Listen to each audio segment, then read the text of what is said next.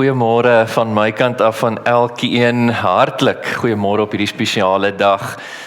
Welkom aan al ons lidmate, al ons besoekers. Hier's 'n klomp vreemde gesigte vanoggend. Ek is dankbaar vir julle wat hier is. Julle is deur die Here gebring vir 'n tyd van heerlike aanbidding, stigting in ons geloof, en mag elkeen dit so beleef. Ek groet julle in die naam van Jesus Christus, die naam bo alle name, hy wat die koning van konings is, die Here van Here.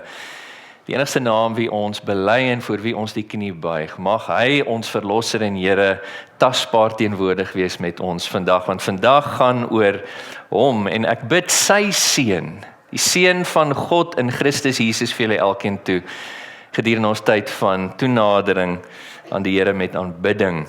Die doel vir ons tyd saam vanoggend, soos julle weet, is om onsself te herinner, soos wat ons nou die Kersseisoen betree, aan waaroor hierdie tyd van die jaar gaan. Nie die liggies noodwendig nie, nie die geskenkies nie, nie die gesinstye nie, hoe 'n wonderlike seën hierdie dinge ook al is. Die tyd gaan oor Christus Jesus, sy geboorte, dat hy die mees kosbaarste geskenk is wat die Vader aan ons kon gee, ons verlossing deur hom. En mag hy dan vanoggend julle opnuut opgewonde maak en opbou in julle geloof, soos wat die Vader homself dan vanoggend in ons midde verheerlik. Met dit gesê, gemeente, kom ons maak die woord van God oop en ons begin op 'n gepaste wyse deur aandag te gee aan dit wat God geopenbaar het in sy woord. Lukas hoofstuk 2 verse 1 tot 20 as skriflesing vir vanoggend. Lukas hoofstuk 2 verse 1 tot 20.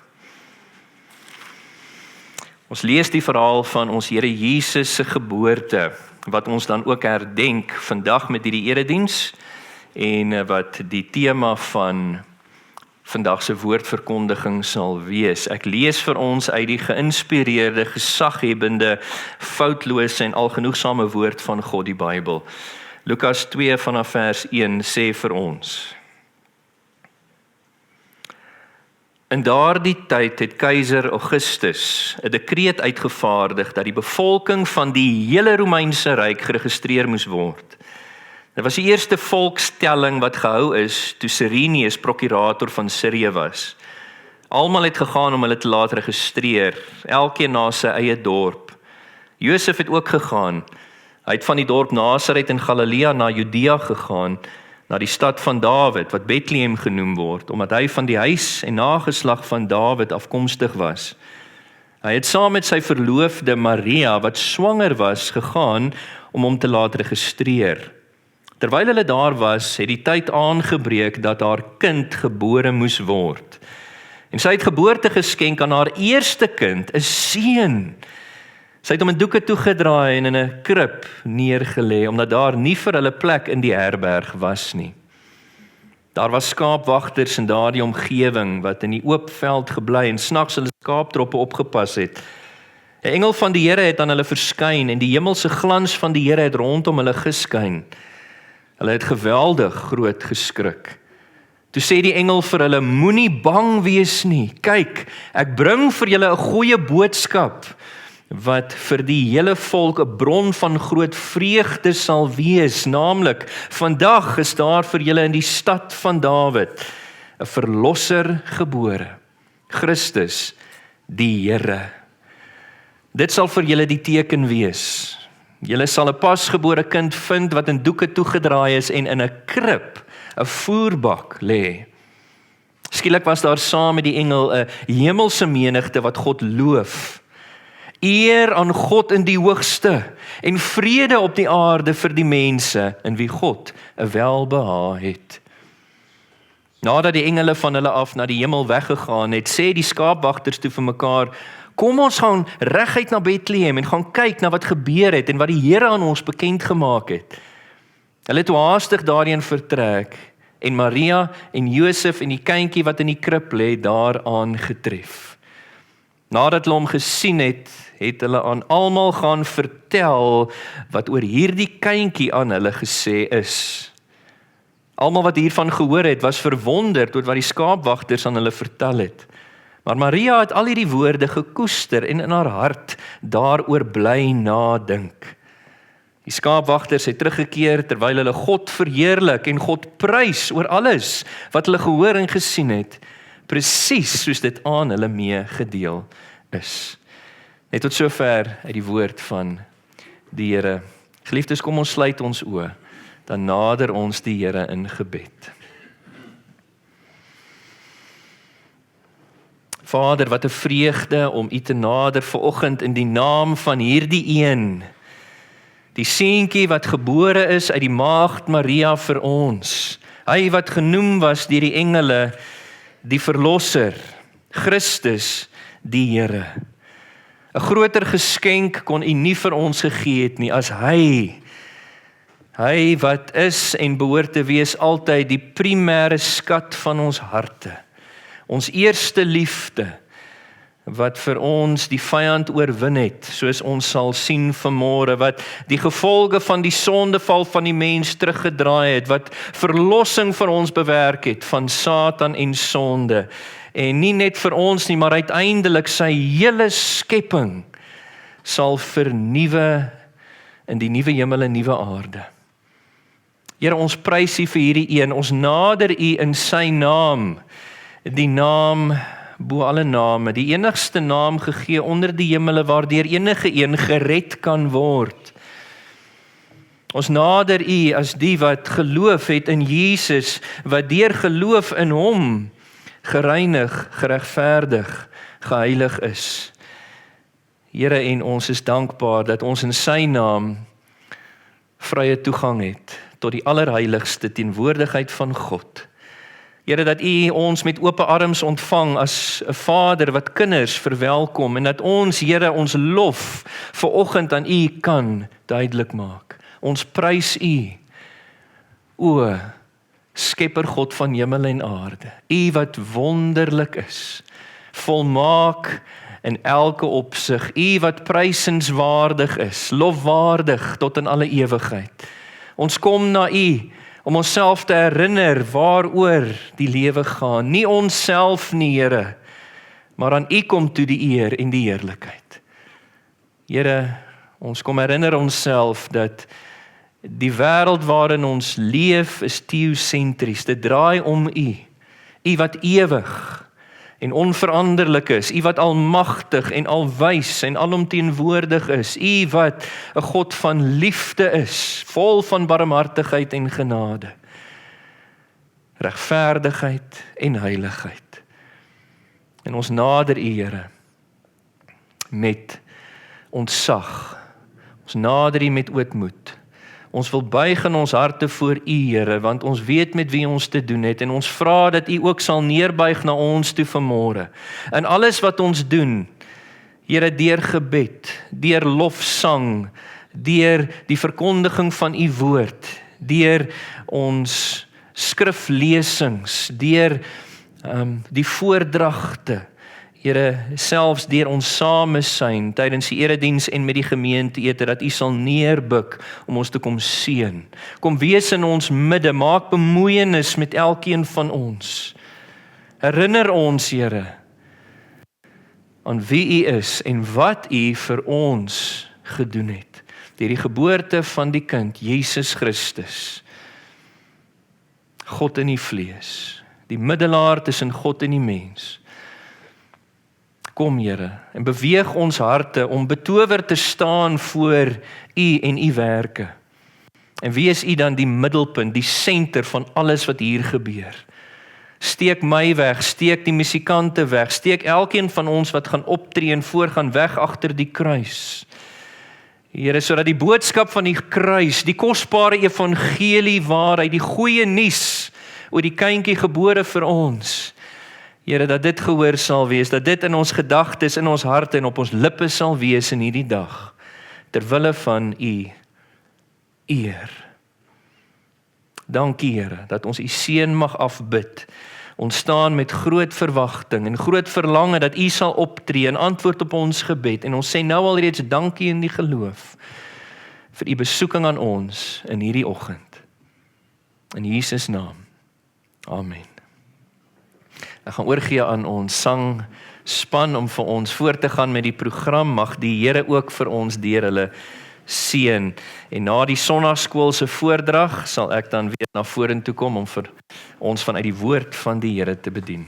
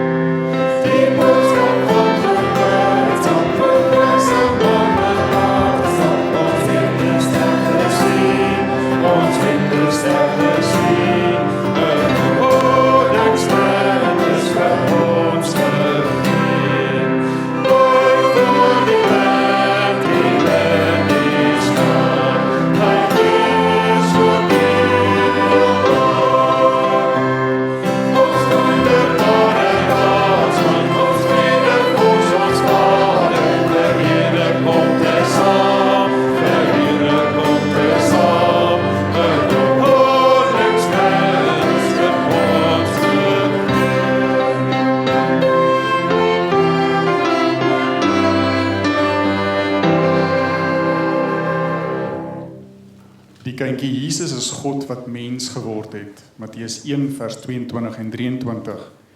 Dit het alles gebeur sodat wat die Here deur die profeet gesê het vervul kon word. Kyk, die maagd sal swanger word en 'n seun in die wêreld bring en hulle sal hom Immanuel noem. Wat as dit vertaal word beteken God met ons. Die kindjie Jesus was gebore om verlosser van sonde te wees. Matteus 1 vers 20 tot 21. Terwyl hy daaroor nadink, het daar skielik 'n engel van die Here in 'n droom aan hom verskyn en gesê: Josef, seun van Dawid, moenie bang wees om Maria as jou vrou by jou te neem nie, want wat in haar verwerk is uit die Heilige Gees. Sy sal geboorte gee aan 'n seun en jy moet hom Jesus noem, want hy sal sy volk van hulle sondes verlos. 1, 2, 3, 1, 2, 3.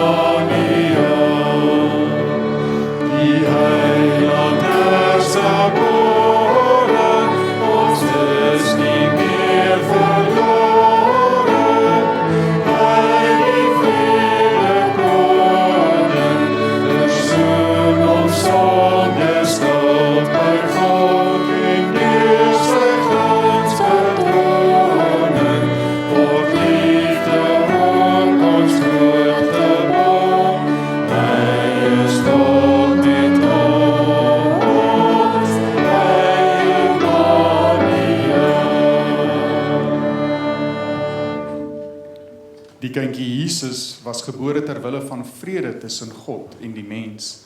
Lukas 2 vers 12 tot 14. Dit sal vir julle 'n teken wees. Julle sal 'n pasgebore kind vind wat in doeke toegedraai is en in 'n krib lê. Skielik was daar saam met die engele hemelse menigte wat God loof. Eer aan God in die hoogste en vrede op aarde vir die mense in wie God bewelbehae het. 1, 2, 3, 4.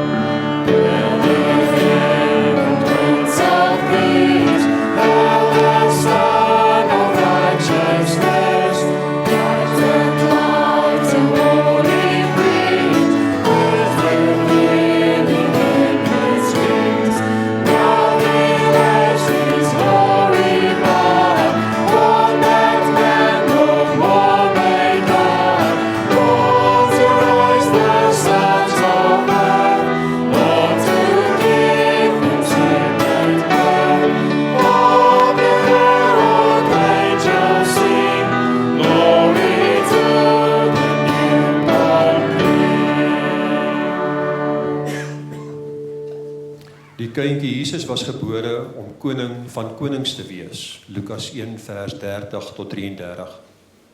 Die engel het vir haar gesê: Moenie bang wees nie, Maria, want jy het genade by God gevind. Kyk, jy sal swanger word en aan 'n seun geboorte skenk. Jy moet hom Jesus noem. Hy sal magtig wees en die seun van die Allerhoogste genoem word. En die Here God sal aan hom die troon van sy voorvader Dawid gee. Hy sal vir ewig oor die nageslag van Jakob regeer. Aan sy heerskappy sal daar geen einde kom nie. Die kindjie Jesus was gebore om God bekend te maak. Johannes 1 vers 14 en 18. En die woord het vlees geword en onder ons kom woon, en ons het sy heerlikheid aanskou, 'n heerlikheid soos die van die unieke seun van die Vader, vol genade en waarheid. Niemand het God nog ooit gesien nie, die unieke seun, self God wat teen die bors van die Vader is, hy het hom bekend kom maak.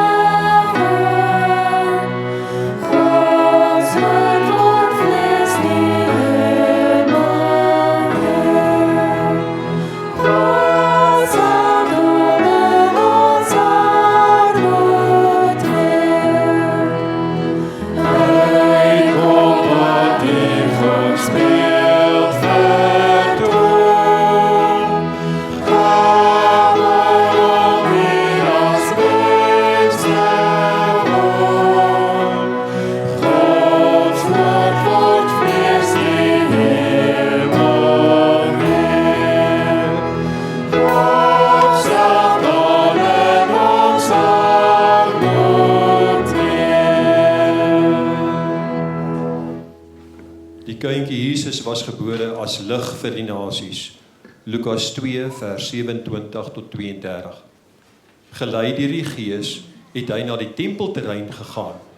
Toe Jesus se ouers die kindjie inbring, sodat hulle die gebruikelike voorskrif van die wet oor hom kon nakom, het Simeon hom in sy arms geneem en God geloof. Nou Here, kan u diensknegt in vrede laat sterf, soos u gesê het. My oë het inderdaad u verlosser gesien, wat u ten aanskoue van al die volke bewerk het, 'n lig wat vir die nasies tot openbaring dien en eer bring aan u volk Israel.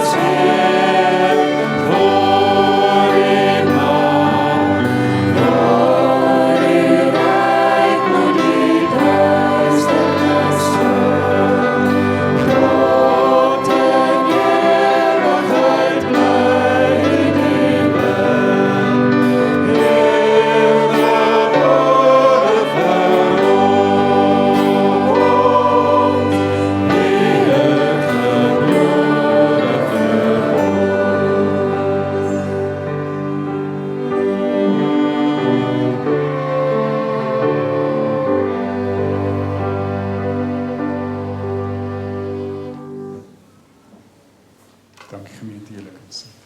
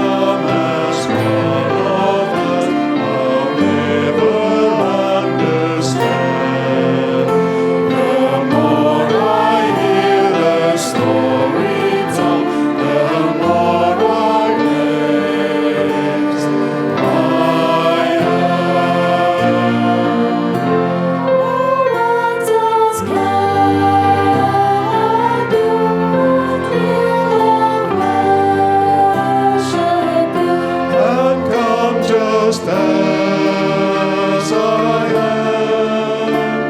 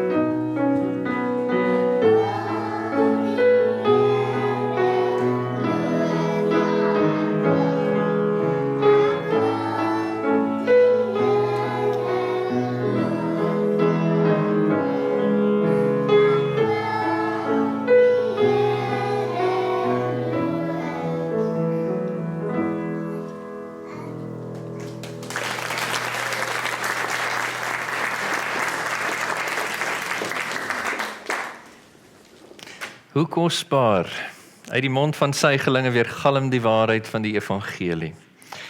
Geliefdes, maak julle Bybels vir my oop by Genesis hoofstuk 3, asseblief.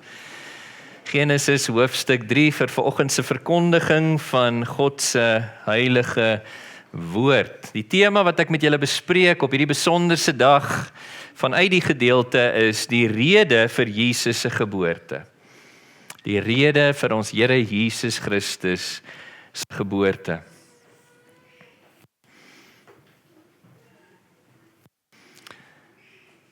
Geliefdes, soos julle weet, in die wêreld rondom ons, en wanneer ek dit sê, dan verwys ek na die ongelowige wêreld. En nie net na ongelowiges nie, maar ook na kerklike kringe wat nie vasgeanker is in die woord van God nie, maar wat deurweek is deur liberale denke. In die wêreld is daar 'n groot mate van onkunde omtrent die rede vir ons Here Jesus Christus se geboorte. Sommige is van die opinie, wat die teoloë noem die morele invloed teorie. Dit is dat Jesus gebore is in hierdie wêreld en bloot as 'n uitdrukking van God se liefde vir die mens. En dat Jesus gekom het om te identifiseer met ons in ons gebrokenheid en in ons ellende en niks meer nie. Ander weer is van die opinie wat teoloë noem die voorbeeldteorie. Dat Jesus bloot gebore was as 'n voorbeeld vir die mens van hoe ons moet glo in God die Vader en hoe ons hom moet gehoorsaam. Selfs al sou dit beteken dat ons moet sterf daarvoor, soos Jesus.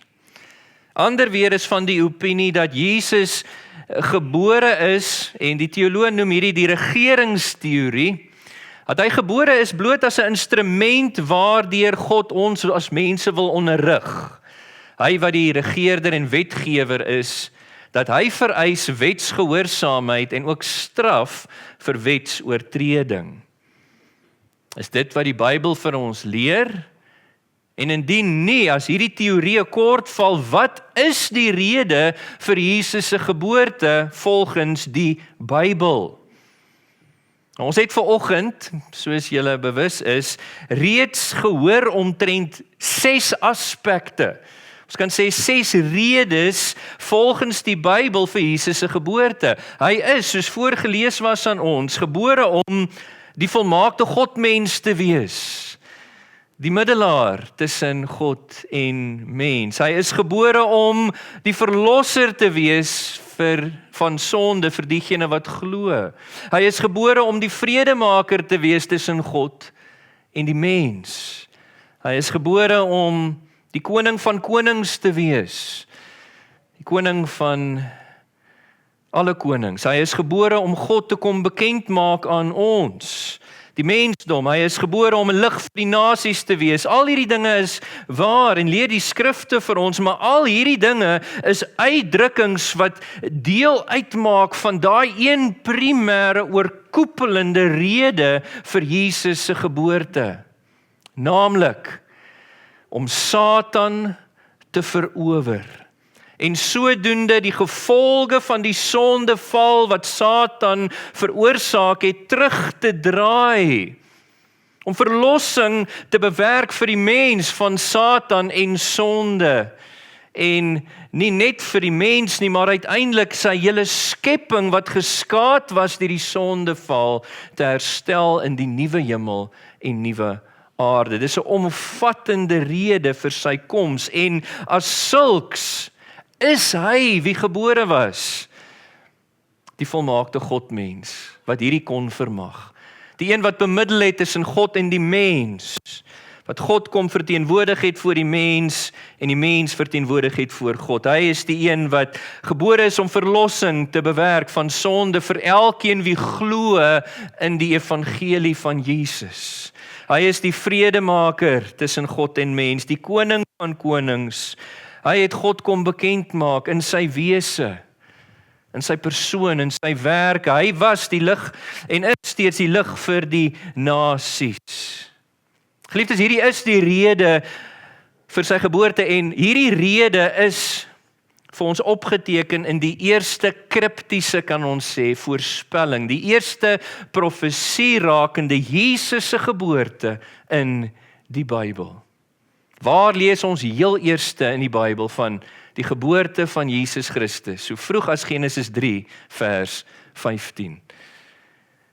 Teoloë noem hierdie teks die proto-evangelion. Proto in die Grieks wat beteken die eerste, evangelion in Grieks is die woord vir evangelie, die goeie nuus. Dis die heel eerste evangelie belofte wat God self gemaak het in die Bybel, rakende die geboorte van een wie sou optree as 'n verlossing, wat hierdie rede wat ek pas genoem het sou waar maak of vervul. Nou ons teks Genesis 3 vers 14 en 15 vandag vorm deel van God se vloekuitspraak oor Satan, die man, die vrou na die sondeval van Adam en Eva. En in God se vervloeking van die slang hier in ons teks vind ons God se woord omtrent 'n vyandskap, daardie vyandskap wat voortaan sou bestaan tussen die slang en die mens, maar meer spesifiek tussen Satan en die Christus en Christus se volgelinge. En God se woord omtrent hierdie vyandskap lig ons dan in omtrent die primêre, die oorkoepelende rede vir Jesus se geboorte. Ons kyk vandag daarna sodat jy en ek nie onkundig sal wees soos soveel rondom ons in die wêreld nie, maar dat ons sal weet waarom Jesus Christus gebore was in hierdie wêreld in. En gevolglik in hierdie Kersseisoen, geliefdes, dat ons 'n hernuide waardering sal hê vir die geboorte van hom, die lofwaardige een, Jesus Christus, en dat ons sal reageer daarop met gepaste en dankbare lof aan die Here. Kom ek lees vir ons Genesis 3 vers 14 en 15, voordat ons meer spesifiek en van naby kyk na die teks, en dan sal ek bid vir die Here se hulp. Laat ons oë sluit. Hemelse Vader, ons dank U vir die voorreg wat ons het om na U woord te kyk vanmôre, en ons wil vra deur die Gees dat U asseblief die woord sal oopbreek vir ons.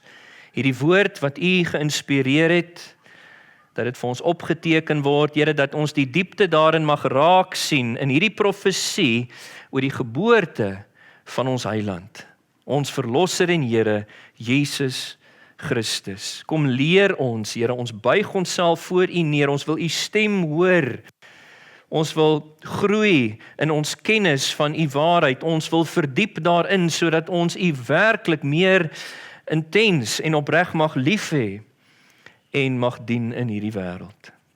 Wees U nou aan die woord, en mag die boodskap bereik daardie doel waarvoor U dit laat uitgaan vanmôre. In Jesus se naam. Amen. Ek lees vir ons Genesis 3 vers 14 en 15. Toe sê die Here God vir die slang: omdat jy dit gedoen het, is jy vervloek onder al die makdiere, al die diere van die veld. Op jou pen sal jy seil, stof sal jy eet solank jy leef. Vyandskap sal ek tussen jou en die vrou stel, en tussen jou nageslag en haar nageslag. Hy sal jou kop aanval, of vermorsel in die ou vertaling. Jy sal sy hakskeen aanval, of byt in die ou vertaling. Net so ver. Geliefdes, ons lees hier in Genesis 3 vers 14 en 15 omtrent 'n vyandskap wat God daar gestel het na die sondeval van Adam en Eva. Ek wil net so 'n bietjie agtergrond gee vir julle omtrent hierdie vyandskap, wat die Bybel vir ons by wyse van profesie leer. Die woord van God leer vir ons omtrent Satan se skepping. Genesis 1 vers 1, die eerste woorde in die Bybel open: in die begin het God die hemel en die aarde geskape. Per implikasie ook die hemelwesens soos Satan. Alles in die hemel, alles op die aarde, onder die aarde het God in die begin geskape. En dan sê Genesis 1 vers 31 vir ons dat God teruggestaan het en gekyk het na alles alles wat hy geskaap het, ook die hemelwesens soos Satan, en die Here het hierdie uitspraak gemaak, dit was baie goed. Satan was aanvanklik goed geskape. Die profesie oor hom in Esegiel 28 sê omtrent die skepping van Satan die volgende: Jy was die toonbeeld van voortreffelikheid, vol wysheid, volmaak in skoonheid. In Eden, in die tuin van God, daar was jy. Jy was bedek met alle soorte edelstene. Hierso, in Bybelse simbolisme, word die pragt van Satan uitgebeeld, in terme van al die mees kosbaarste edelgesteentes waaraan die skrywer kon dink. Jy was bedek met karnieul, topaas, aquamarijn, chrysoliet, onyx, jaspis, lasuursteen, malagiet, smarag. Van goud was die insetsels en graverings aan jou bedekking, die dag toe jy geskep is. 'n Pragtige hemelwese. Maar die skrifte by wyse van profesie sê ook vir ons dat Satan in die begin tot 'n val gekom het. Hierdie einste profesie in Esegiel 28 sê vir ons die volgende: Ek het jou daar geplaas, God praat van Satan, naamlik op die heilige berg van gode was jy. Tussen klippe van vuur het jy rondgestap. Satan was 'n heilige gerub wat die eer van God op die Godeberg bewaar het. Onberispelik was jy in jou optrede vanaf die dag dat jy geskep is, totdat onreg in jou ontdek is. Die Bybel sê nie vir ons hoe dit gebeur het dat 'n hemelwese wat volmaak geskape was in heerlikheid en heiligheid tot 'n val gekom het nie. Die Bybel maak net die feit bekend aan ons. Dit sê, deur jou uitgebreide handel is jou binneste met geweld gevul. Jy het gesondig. Die profesie sê oor Satan, jou hart het hoogmoedig geword oor jou skoonheid. Jy het jou wysheid nutteloos gemaak oor jou skitterende pragt. Oor hierdie sonde sê die profesie van Jesaja 14 omtrent die Satan: Jy is die een wat in jou hart gesê het, na die hemel wil ek opgaan, hoog bo die sterre van God wil ek my troon oprig.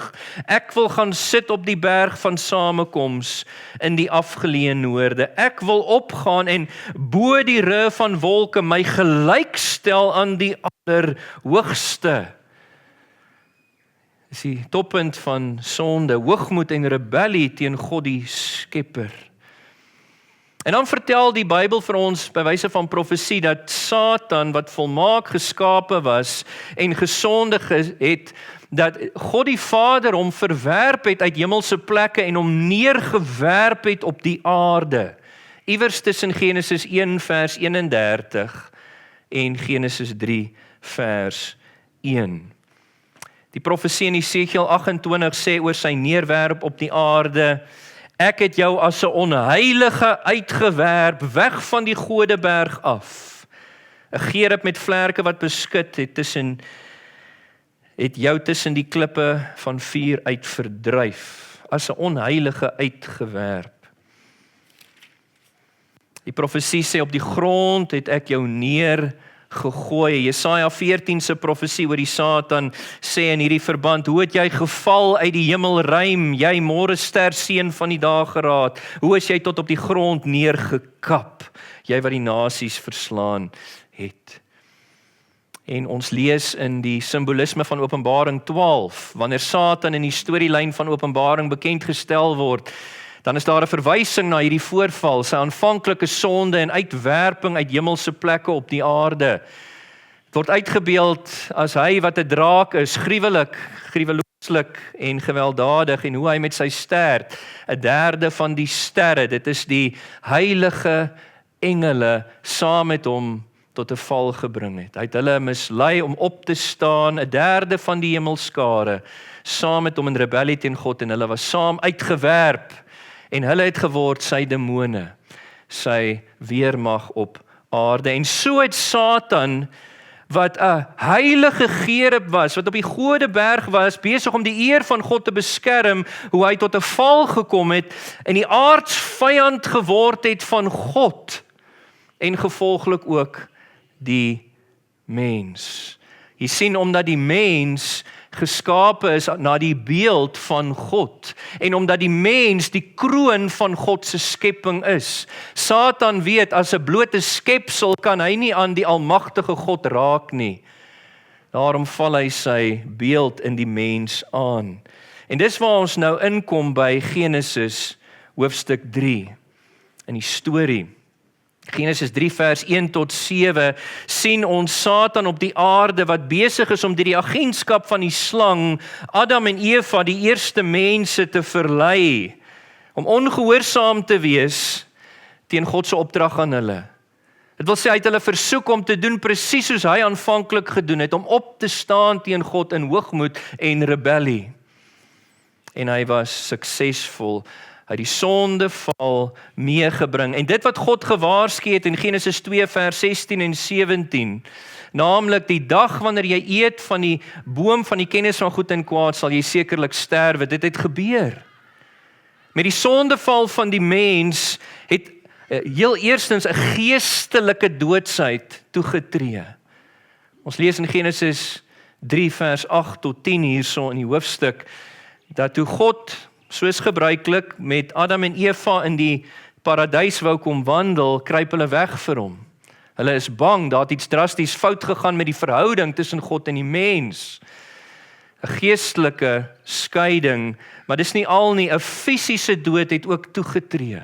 Veroudering het begin, met al sy skete en pyne en so aan. Alle gesondheidskomplikasies, en dis nie al nie, ook het die dood in 'n morele sin toegetree. Adam en Eva kon voortaan volkome vir God, voor die sondeval kon hom volkome gehoorsaam deur die wet van God, die morele wil van God wat op hulle harte ingegrafeer was. Na die sondeval kon hulle dit nie meer doen nie. Hulle het nie net skuldig geword weens hulle sonde nie, maar besmet geword wat hulle aard aanbetref. En daarom sien ons dat God ook hier in Genesis 3 vers 22 tot 24 sê, dat hulle uit die tuin van Eden uit verban moes word, sodat hulle nie die boom eet van die boom van die lewe ook, en hulle in hulle moreel verdorwe toestand vir ewig sou leef nie. En so het Satan deur die sondeval 'n houvas op die mens gekry. En in ons teks sien ons dan hoe God die straf uitspreek oor die Satan. Kyk, Satan het deur middel van die agentskap van die slang die sondeval veroorsaak. En ons sien God in dieselfde, deur die agentskap van die slang spreek hy sy straf uit oor die Satan. Kyk geweer saam met my na ons teks. In Genesis 3 vers 14, toe sê die Here vir die slang, die agent van Satan, omdat jy dit gedoen het, is jy vervloek onder al die makdiere en al die diere van die veld. Op jou pens sal jy seil, stof sal jy eet solank jy leef. Vyandskap sal ek tussen jou en die vrou stel, tussen jou nageslag en haar nageslag. Hy sal jou kop aanval of vermorsel, jy sal sy hakskeen aanval of byt. En dit bring ons dan na hierdie eerste punt op die bord agter ons, die uitspraak van vyandskap, soos ons nou hier gelees het, die uitspraak van vyandskap. Hierdie vyandskap is deur God daar gestel. Let op, hy sê hier in vers 15, vyandskap sal ek tussen jou en die vrou stel. En ons sien iets van God se absolute soewereiniteit hier. God alleen het geen gelyke nie, en hy is die oppergesag in sy skepping as skepper God. Hy is die heerser oor die heelal en alles daarin. Hy is die een wat op die troon sit, waarvandaan die heelal regeer word, en as sulks het hy alleen die reg om 'n bindende straf uit te spreek oor sy skepsels. Satan, sowel as die man en die vrou. En ons sien dit in die vervloeking van Satan, die man en die vrou hier in Genesis 3 vanaf vers 14 tot 24. En omdat God hierdie vyandskap daar gestel het, sal dit 'n permanente vyandskap bly in die skepping, totdat daardie groot gebeurtenis waarvan hierdie profesie vertel het, sou plaasvind. Kyk na vers 15b. Daai gebeurtenis waar hy die kop van die slang, die Satan, sou aanval en die Satan sy hakskeen sou aanval. Permanente vyandskap. Let op dat die Here ook sê hier, daai vyandskap sal wees tussen jou en die vrou, dit sal wees tussen jou nageslag en haar nageslag. Hierdie is baie, baie belangrik. Uit die aard van die saak is hier 'n oppervlakkige betekenis. Natuurlik, die uitspraak gaan na die slang toe, en ons sien daai vyandskap tussen die slang en die mens, soos wat uitgespreek word hier, nie waar nie. Daar is sommige mense wat lief is vir slange, ons weet, ek sê niks daaromtrent nie, maar ons weet oor die algemeen kom die twee nie oor die weg nie, en is daar vyandskap tussen die mens en die slang, maar dis nie regtig die primêre betekenis van hierdie profesie nie, daar is 'n dieper liggende betekenis hier.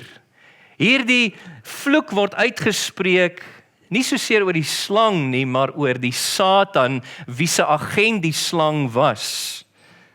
En dit is hoe die apostel Johannes later in Openbaring die slang verstaan. In Openbaring 12 vers 9 en in Openbaring 20 vers 2 identifiseer Johannes die apostel hierdie slang van ouds, die slang van weleer, identifiseer hy met Satan, die duiwel.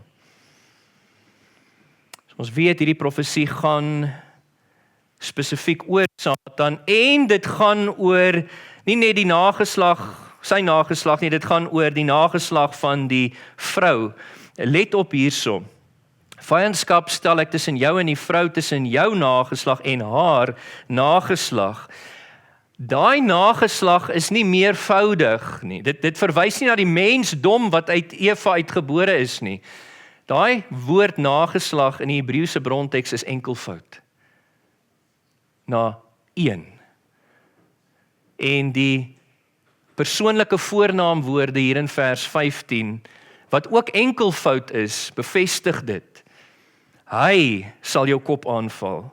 Jy sal sy hakskeen aanval. So hierdie profesie is primêr te maak oor 'n vyandskap tussen die Satan en Jesus Christus. Hier word verwys na die geboorte van 'n spesifieke manlike kind.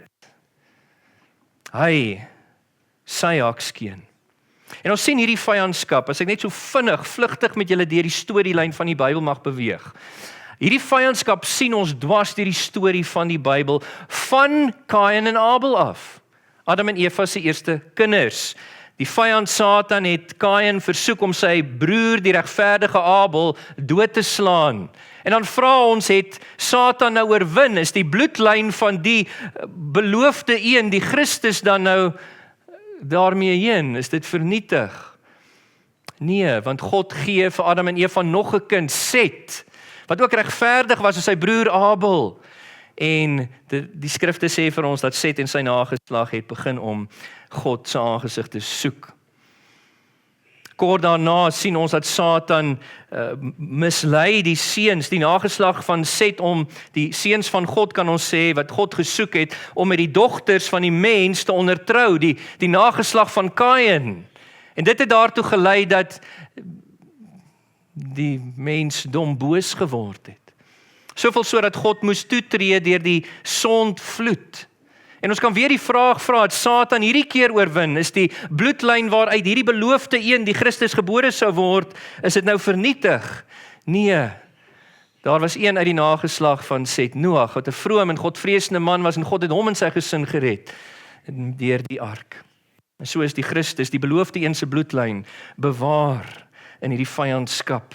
Daarna maak God bekend, hy sou hierdie een, wat beloof word hier, hierdie nageslag, sou hy laat gebore word deur Isak, Abraham se seun. Maar God laat toe dat Abraham oud raak, dat Sara oud raak. Abraham is 100, Sara is 90 en dit lyk menslik onmoontlik. Het Satan nou weer gewen?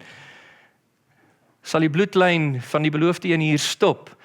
Nee, God tree toe deur 'n wonderwerk en Sara word swanger met Isak, die kind van die belofte word gebore.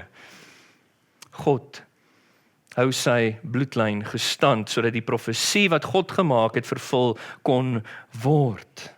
Dan lees ons oor God se opdrag aan Abraham dat hy Isak moes gaan offer, die kind van die belofte, en ons monde hang oop, maar hoe gaan die kind van die belofte gebore word?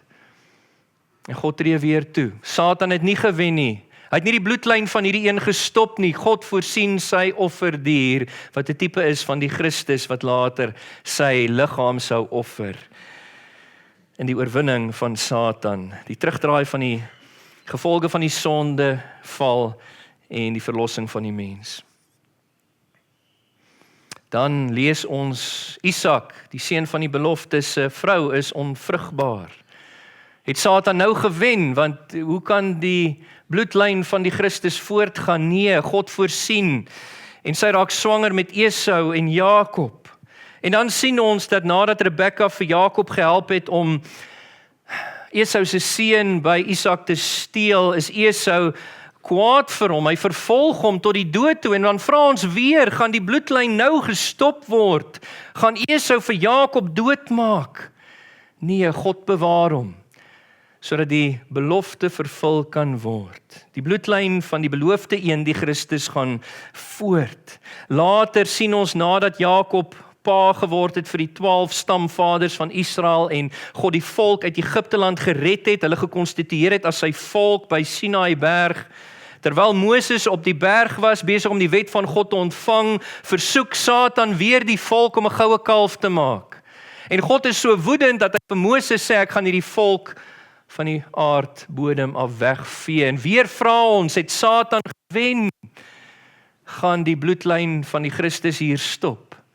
Nee, God voorsien self die bemiddelaar, Moses, wat 'n tipe was van Christus, die volmaakte middelaar. Hy tree in vir die volk en God spaar die volk, die bloedlyn van die beloofde een gaan aan.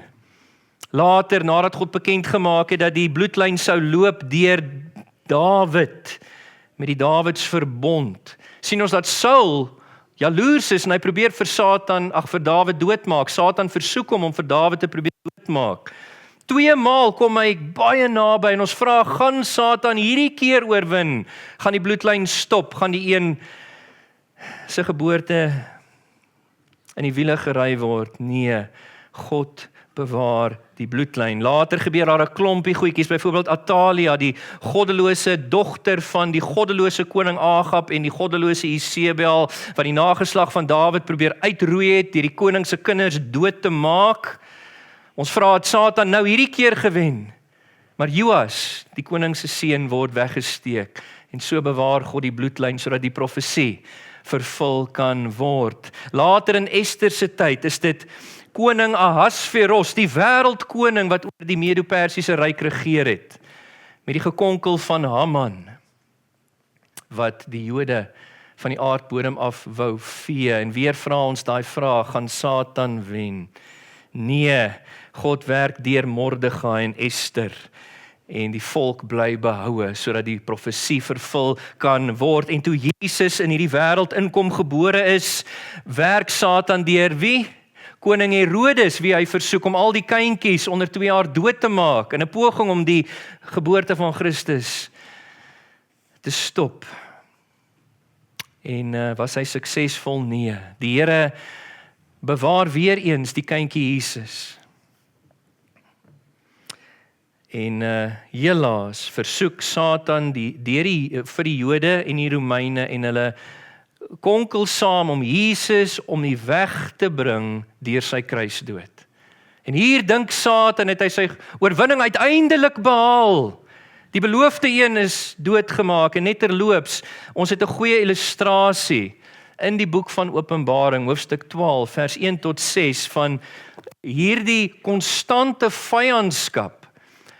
Ons lees in daai beeld van die vrou wat op die punt staan om geboorte te gee aan die manlike kind, maar Satan as die draak wat voor haar staan gereed om die kind dood te maak sodra hy gebore is. En konstant hierdie storie van die Ou Testament sien ons dit keer op keer dat hy dit gepoog het. En hier by die kruis dink Satan het hy dit uiteindelik reg gekry. En dit bring my by die tweede punt hier op die bord. Die uitkoms van hierdie vyandskap. Ons lees nie net omtrent die uitspraak van vyandskap hier in Genesis 3 vers 14 en 15 nie, maar ook die uitkoms van die vyandskap. Wat sê die profesie hier in vers 15? Hy, die nageslag van die vrou, sal jou kop aanval of vermorsel. 'n Uitdrukking van hierdie primêre, hierdie oorkoepelende rede vir die Christus se geboorte. Net toe Satan dink hy het sy oorwinning behaal, besef hy het sy grootste neerlaag beleef. Die Christus het sy kop aangeval deur sy kruis. Dit spreek van die verowering van Satan, wat ons het hier in die profesie. Die verowering met Jesus se eerste koms na hierdie wêreld toe, dit lê vir ons in ons geskiedenis.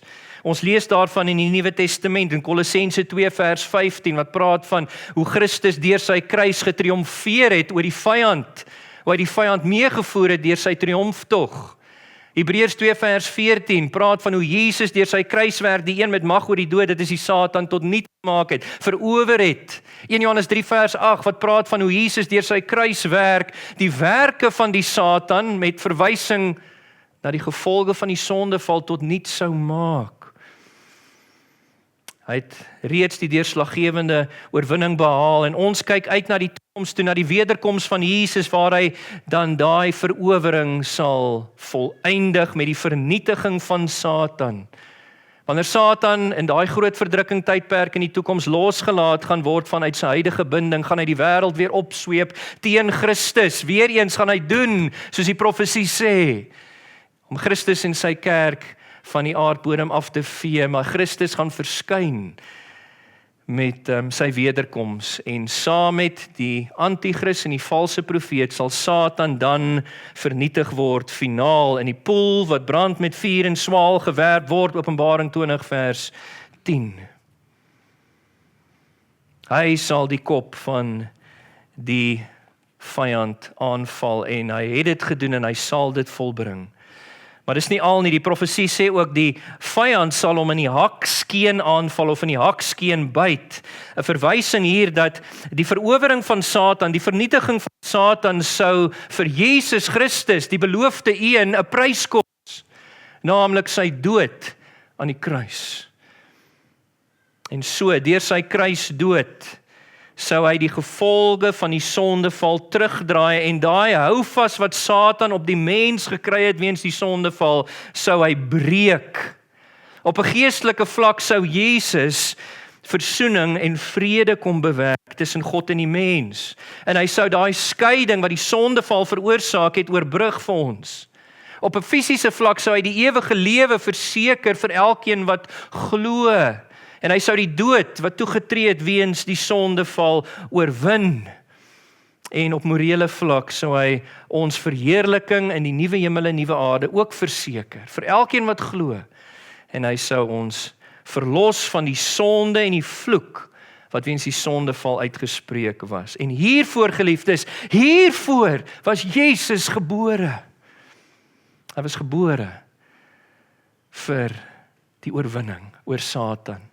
Hy was gebore, geliefdes, om deur daai oorwinning die gevolge van die sondeval wat Satan veroorsaak het terug te draai, verlossing te bewerk vir jou en my, wie glo, van Satan en van sonde, en uiteindelik vir ons saam met die hele skepping te hernuwe in die nuwe hemel en nuwe aarde. En weet julle wat, ons sien iets kosbaar van God se karakter hier. As ek kortliks net na die Here mag draai, ons sien iets van sy almag, want vanaf die oomblik wat God hierdie belofte in Genesis 3 vers 15 gegee het, was dit vas en seker, en deur die geskiedenis, soos ek vir julle voorgehou het, kon Satan niks doen om die vervulling van hierdie belofte te keer nie. God in sy almag het toegesien dat sy verlossingsplan tot dusver vorder, En hy sal ook deur sy almag voorsien dat hierdie profesie finaal volëindig ook word in die verheerliking van God se hele skepping, ons inkluis in die nuwe hemel en nuwe aarde, en dit op grond van Christus, die een wat gebore is vir ons, se kruiswerk. Dit reflekteer ook God se alwysheid, nie net sy almag nie, maar sy alwysheid. Net toe Satan gedink het sy grootste oorwinning is behaal, uiteindelik het hy die Christus vernietig deur die kruis. Besef hy, dis sy grootste neerlaag, want God het dit beskik dat juis deur sy kruisdood sou hy die profesie in vervulling bring. En ons sien ook iets van God se liefde, nie waar nie. God het ons nie gelos in ons sonde nood na die sondeval nie, maar terwille van sy eer het hy beloof dat 'n seun gebore sou word vir ons, so vroeg as Genesis 3 vers 14 en 15, wat deur sy verlossingswerk sou doen soos ek vanoggend aan julle voorgehou het. Satan verower, die gevolge van die sondeval terugdraai, verlossing bewerk vir ons, sodat ons saam met die hele skepping hernuwe kan word, op grond van sy kruiswerk in die nuwe hemel en nuwe aarde. Ek sluit hierdie boodskap af met die volgende woorde. Geliefdes, mag die Here ons God ons bystaan hierdie Kersseisoen, om nie onkundig te wees, soos baie in hierdie wêreld nie, maar dat ons sal weet waarom Jesus gebore was vir ons, dat ons dit sal onthou, dat ons dit sal voorhou aan ons geliefdes, aan ons gesinne in hierdie Kerstyd, dat ons hernieude opgewondenheid en waardering sal hê vir hierdie kindjie wat gebore was vir ons, wat die profesie kom vervul het, en dat ons sal reageer met gepaste en dankbare lof aan God. Amen. Kom ons sluit ons oë. Hemelse Vader, wat 'n wonder. Hierdie kindjie, Here, wat gebore is vir ons in vervulling van die profesie, so vroeg as Genesis 3 vers 15, wat gekom het om u belofte woord waar te maak vir ons, om die siele vyand te oorwin, die gevolge van die mens se sondeval terug te draai, verlossing vir ons te bewerk van Satan en sonde, en vir ons die hoop te gee op 'n ewige lewe en 'n ewige verheerliking in u teenwoordigheid, saam met die skepping. Here, hoe heerlik, hoe wonderlik, en ons eer u vir sy geboorte. Help ons in hierdie Kersseisoen om 'n hernieude opgewondenheid en 'n hernieude waardering vir hom te hê, en dit te laat uiting vind in gepaste, dankbare lof teenoor u hierdie Kersseisoen. Help ons om hierdie dinge na te dink, soos wat ons in die volgende paar weke ingaan. En mag dit ons harte diep raak, elkeen van ons deur die werking van die Heilige Gees. Here, en mag ons u behaag en hoe ons u hierdie Kersseisoen toenader.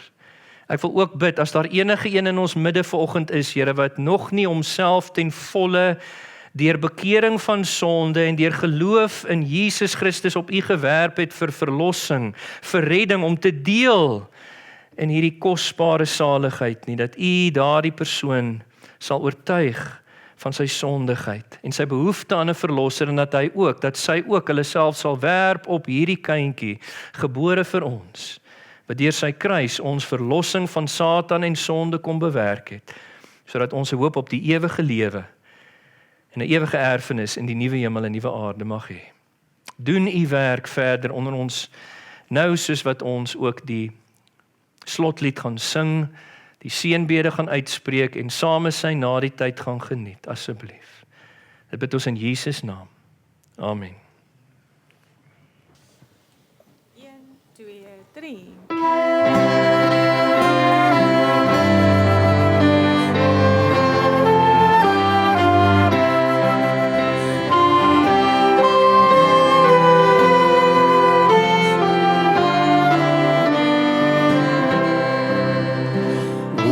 Christus ons verlangen, die het ons wel gebring, sal ooit ons hemel staan, die lof na waarde sing, vervulling na behoor, ons harte met die Gees, skenk ons weer die dag.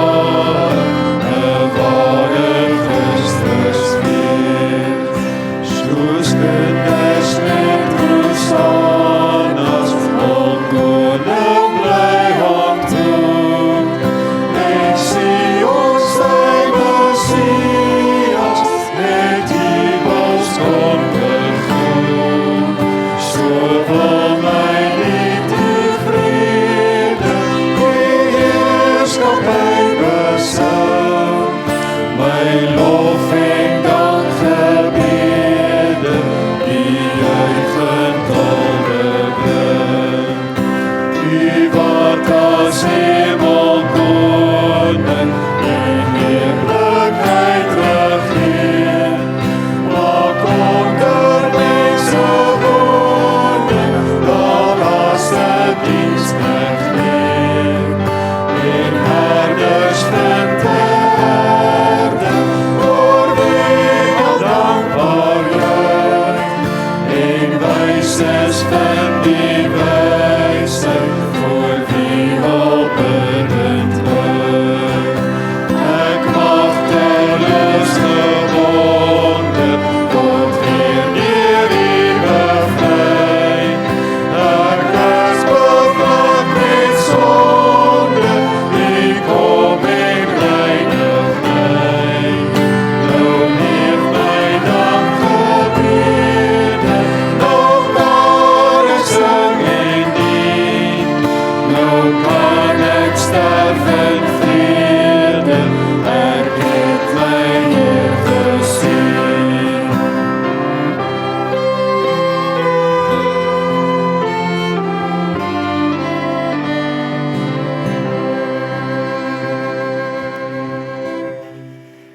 Geliefdes, ek verdaag julle met die seën van die Here.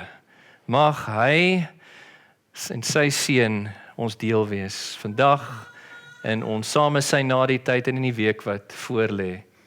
Die genade van Christus, die liefde van die Vader, die gemeenskap van die Heilige Gees. Amen.